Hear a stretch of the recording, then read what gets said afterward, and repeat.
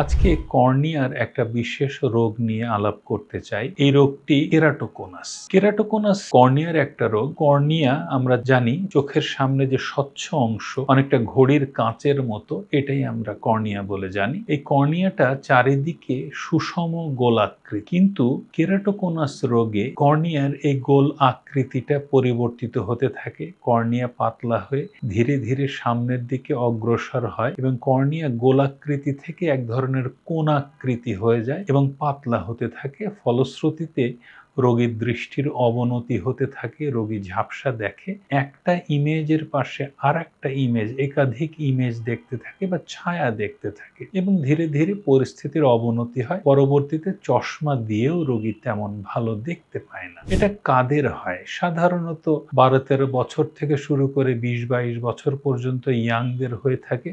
ধীরে ধীরে এটার অবনতি হতে থাকে। পুরুষ মহিলা নির্বিশেষে সবারই হতে পারে। যাদের পারিবারিক ইতিহাস থাকে তাদের হওয়ার সম্ভাবনা থাকে। যারা অতিমাত্রায় জোরে জোরে চোখ ডলেন অথবা চুলকান, তাদের ক্ষেত্রে এটা হওয়ার সম্ভাবনা থাকে। সাধারণত কর্নিয়ার যে স্ট্রাকচার, যেটা কোলাজেন ফাইবার দিয়ে তৈরি হয়, এটার কিছু পরিবর্তনের কারণে এই জিনিসটা হয়ে থাকে। কিভাবে বুঝতে পারবো রোগী কেরাটোকোনাসে আক্রান্ত? সাধারণত রোগীর যখন দৃষ্টির অবনতি হতে থাকে এবং চশমা দিয়েও রোগী ভালো দেখেন না, তখন আমরা এটা সন্দেহ করে থাকি বিশেষ এক ধরনের পাওয়ার লেগে থাকে। তারপর স্লিট ল্যাম্পে পরীক্ষা করলে অনেক ক্ষেত্রেই এটা বুঝতে পারা যায়। এর বাইরেও আরো কিছু আধুনিক পরীক্ষা আছে, যেমন ধরুন কর্নিয়াল টোপোগ্রাফি, পেন্টাগ্রাম নামক একটা যন্ত্র দিয়ে কর্নিয়াল টোমোগ্রাফি, কর্নিয়াল প্যাকিমেট্রি বা কর্নিয়ার পুরুত্ব, এগুলো পরীক্ষা করলে পরে সুস্পষ্টভাবে বুঝতে পারা যায় যে রোগী কেরাটোকোনাসে আক্রান্ত।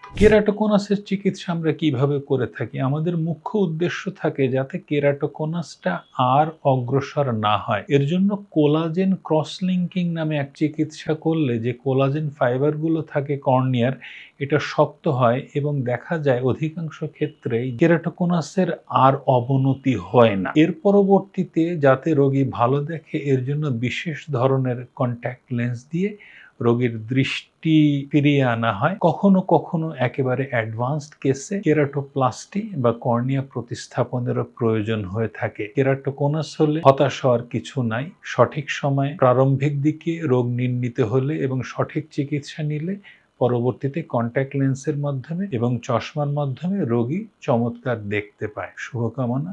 ধন্যবাদ।